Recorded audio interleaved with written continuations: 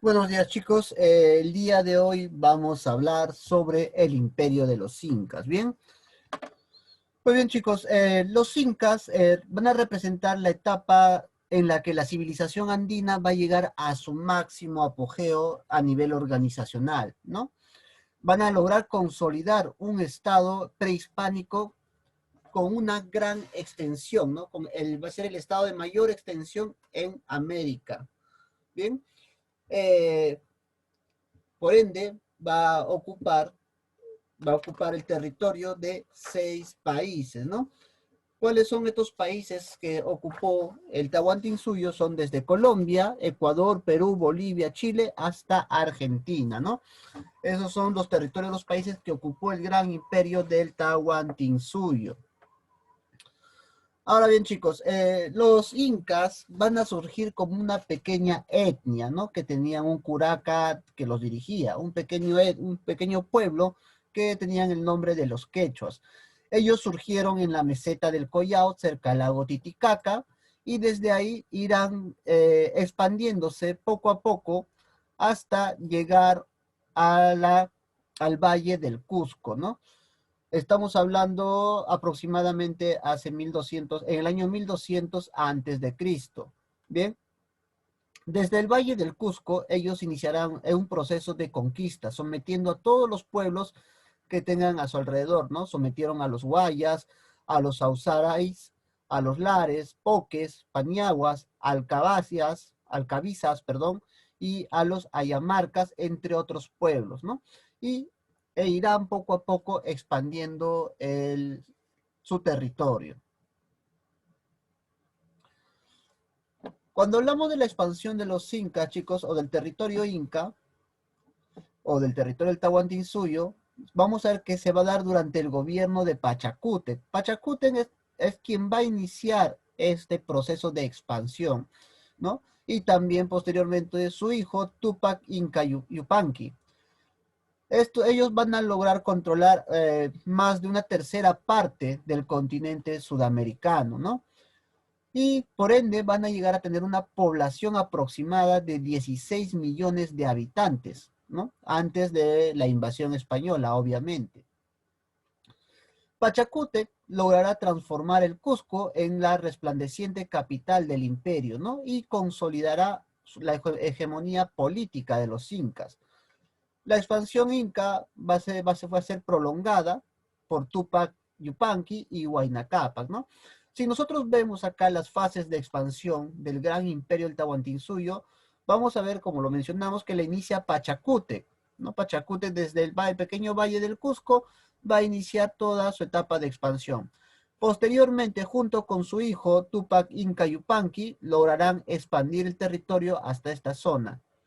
A la muerte de Pachacútec, Tupac Inca Yupanqui solo, con su imperio, logrará conquistar las zonas de la parte de Bolivia, Chile y Argentina, ¿no?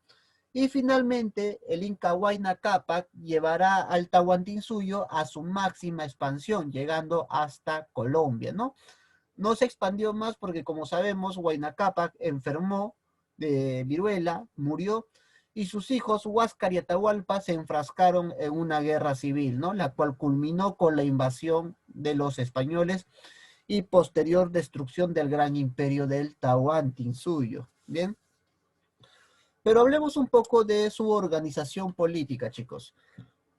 Para que nosotros podamos entender cómo se organizó una sociedad, tenemos que estudiar a los que la dirigieron, ¿no? Y precisamente el Tahuantinsuyo, las autoridades del Tahuantinsuyo, desempeñaron también funciones religiosas.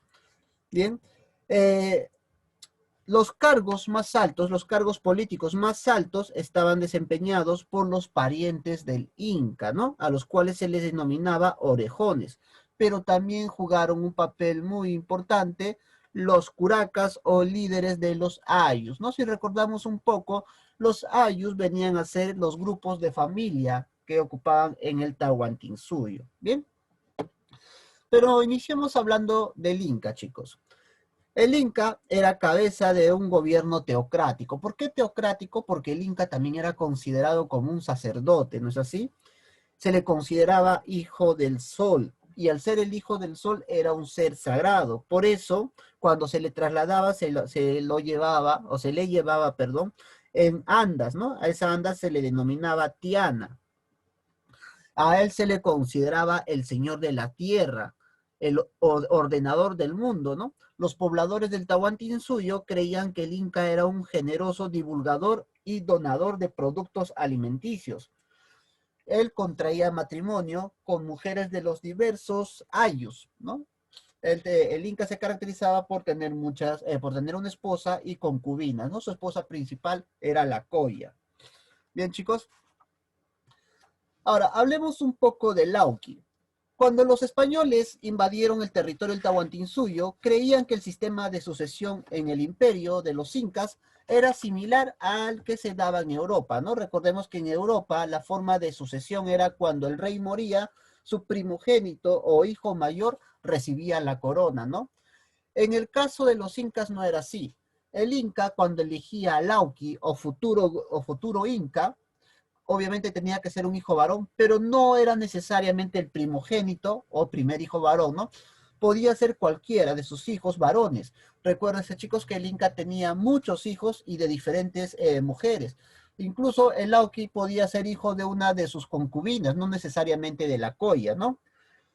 ¿Qué cosa era necesario para que un hijo del Inca se convirtiera en el Lauqui príncipe heredero? Tenía que ser inteligente, tenía que demostrar su astucia, ser audaz, ¿no? Entonces, cuando demostraba ser un hombre inteligente, el Inca lo nombraba Auqui, ¿no? O príncipe heredero. Este Auqui co-gobernaba el imperio junto con el Inca. ¿Para qué? Para que aprendiera a dirigir el Tahuantinsuyo, ¿no? Por esa razón ocupa el segundo lugar en la organización política, ¿bien? Luego, chicos, tenemos lo que es el Consejo Imperial. El Consejo Imperial venían a ser un grupo de asesores que prestaban su ayuda al Inca en temas o asuntos del gobierno, ¿no? El Consejo Imperial, también llamado el Tahuantinsuyo Camachi, estaba formado por los líderes de cada suyo. Recordemos, chicos, que el Tahuantinsuyo estaba compuesto de 4 suyos, ¿no? El Chinchay suyo, el Anti suyo, el Conte suyo y el Coya suyo, ¿no? Cada suyo tenía un líder o jefe, ¿no? Y cada líder de los suyos pasaba a ser parte del Consejo Imperial. Entonces, el Consejo Imperial estaba formado por 4 integrantes. Luego tenemos al Apuchic. Al Apuchic o Guamaní, también se le denominaba el halcón, que significa Guamaní, era el gobernador, era una especie de virrey del Tahuantinsuyo. Dirigía o gobernaba una provincia en nombre del Inca. Generalmente el Apuchic o Guamaní, chicos, era un familiar del Inca y tenía funciones políticas y militares, también económicas, administrativas, civiles y penales. ¿Qué quiere decir? Cobraba los impuestos, e implantaba las penas a los que faltaban a la ley, ¿no? Y tenía una jurisdicción. Entonces, así se le denominaba a la Puchi, que venía a ser como una especie de virrey. Debajo de la Puchi teníamos al Tucuiricui. El Tucuiricui, que es su nombre, significa el que todo lo oye y el que todo lo ve, era una especie de espía del Inca, ¿no? Él siempre estaba observando y atento a todo lo que sucedía en el Tahuantinsuyo. Era un visitador imperial. Él visitaba cada año, visitaba lugares bajo su jurisdicción, ¿no? Para poder recoger tributos, cazar parejas, ¿no? También ejercía la autoridad de juez para implantar castigos a los criminales y verificaba que las autoridades estuvieran cumpliendo su labor adecuadamente. Esa era la función del Tuquiricoy, ¿no? Y finalmente tenemos al curaca, chicos. El curaca era el jefe de un ayu, ¿no? ¿Y qué cosa era un ayu? Venía a ser un grupo de familias, ¿no? Que pensaban que eran descendientes de un antepasado en común que había salido de un lugar sagrado llamado Pacarina, ¿no? Entonces, ese era el ayu.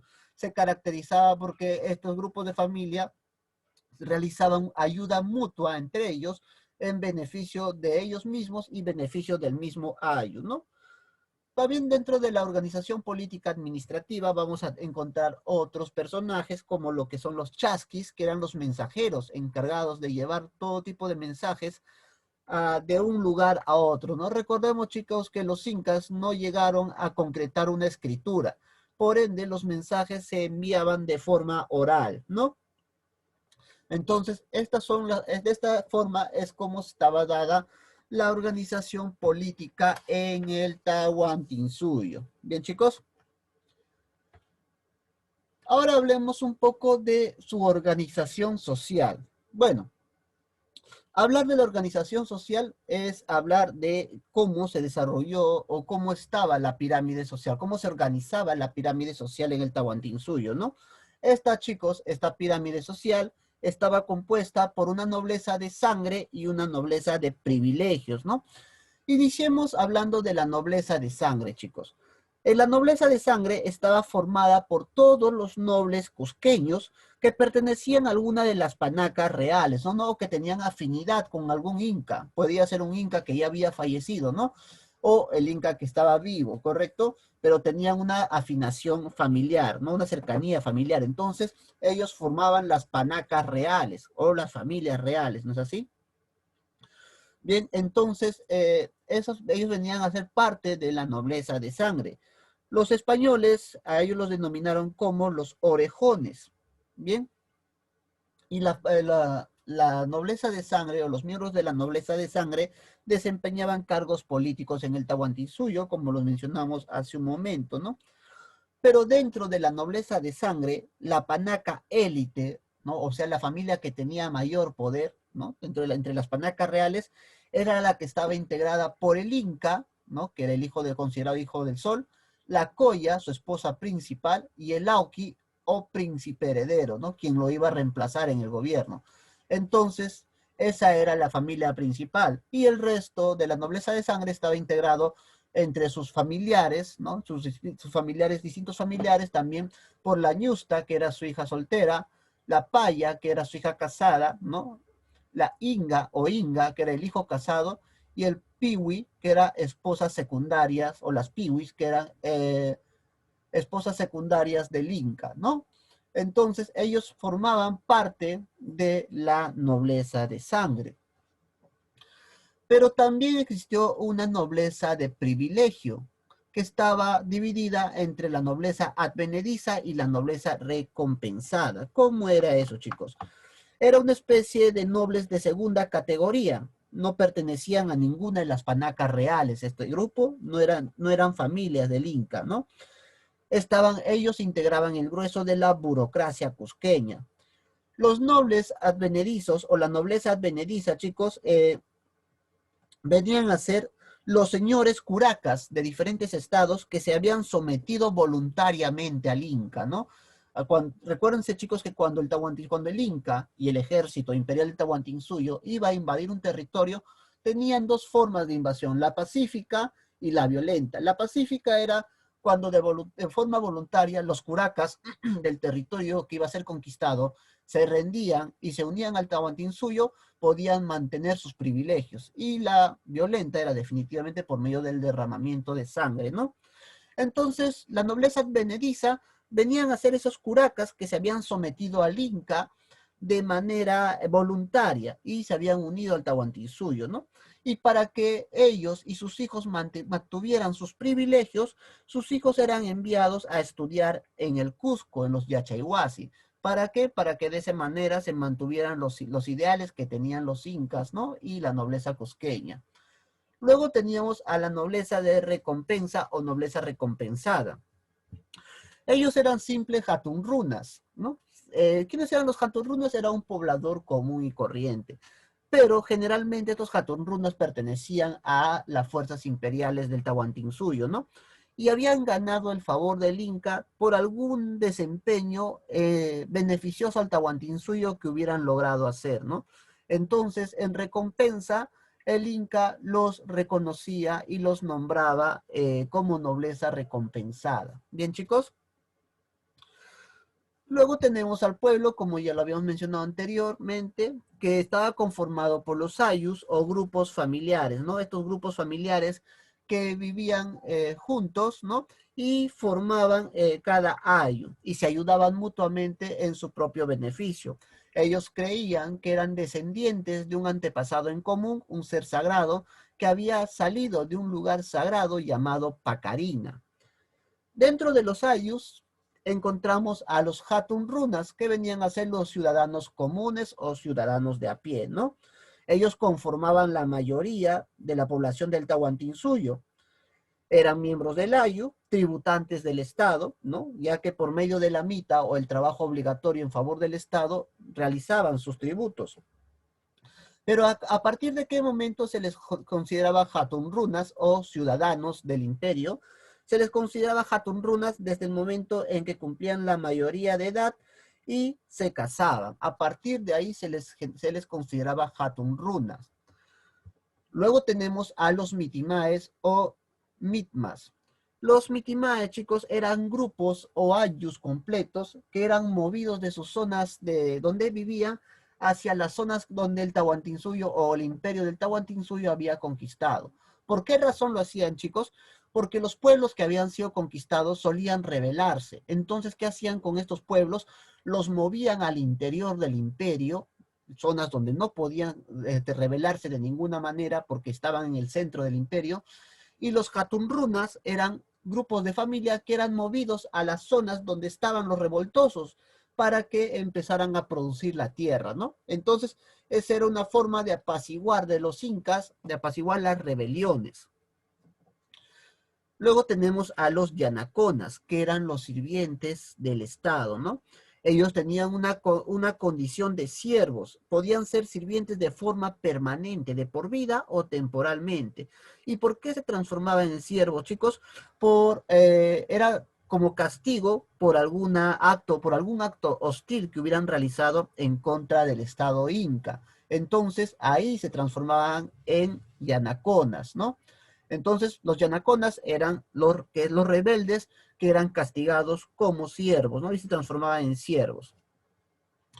Luego tenemos a los piñacunas, piñas o pinas, ¿no?